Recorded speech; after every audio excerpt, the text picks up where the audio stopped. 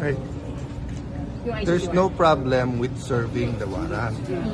Diba? We are lawmakers, we're not lawbreakers. So they can bring the warrant, we will receive it. Ang sinasabi namin, kailangan mo ng warrant of arrest from a Philippine court. At ang sinasabi namin, in the past, any senator that sought refuge in the Senate was accorded all due process. I-exhaust muna nila legal remedies. Saka lang sila nag-voluntary na mag-surrender.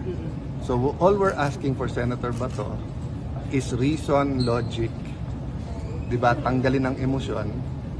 Mahirap para sa mga victims, tanggalin ang emosyon. Diba? But we're a nation of laws, not of men. Diba? So kailangan dumaan sa korte. Yun lang naman.